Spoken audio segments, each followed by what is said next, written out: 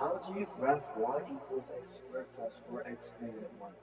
In order to draw this quadratic parabola function, we need to get things like vertex for this parabola, and second one, we need to get the x-intercept or x-cutting point in different words.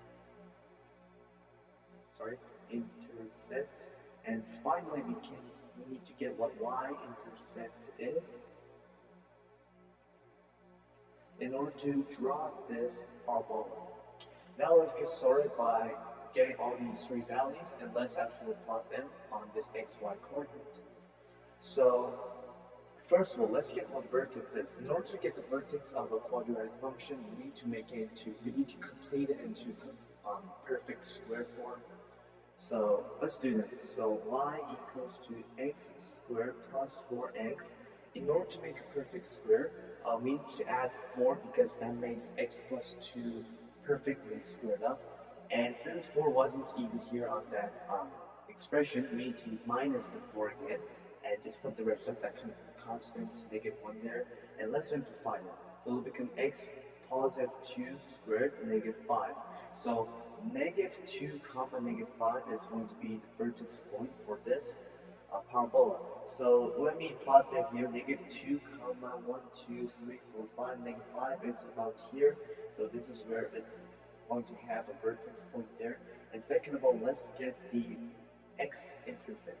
In order to get the x-intercept, we need to let the y as 0 and we need to solve a quadratic equation.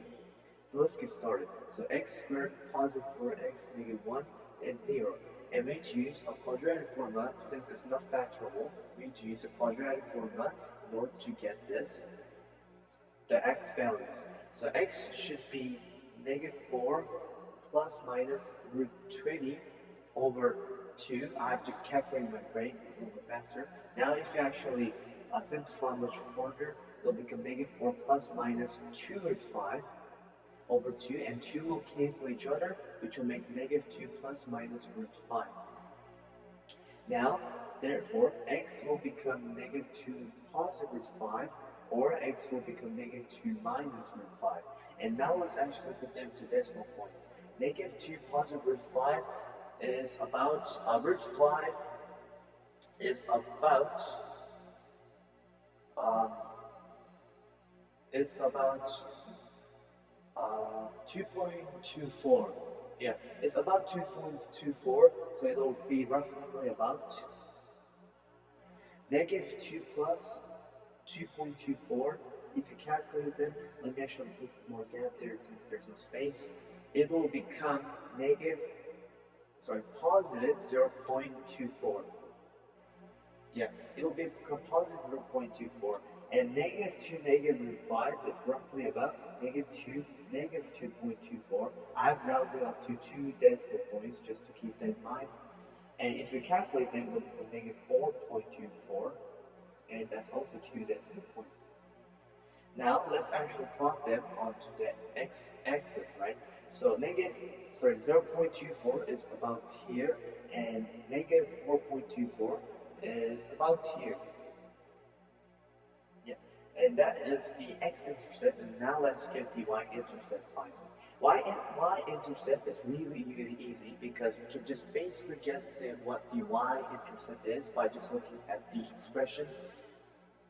Negative 1 is just a y-intercept. The constant coefficient is just a y-intercept for all of the quadratic function.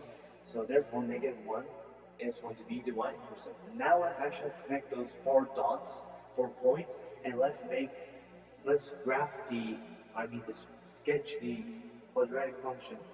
So it'll look like this.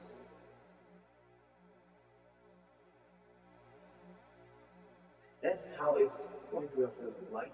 And let me rewrite the values again. So this was negative 2 positive 5. This was negative 5 here. This was negative 2 here. Negative 2 comma negative 5.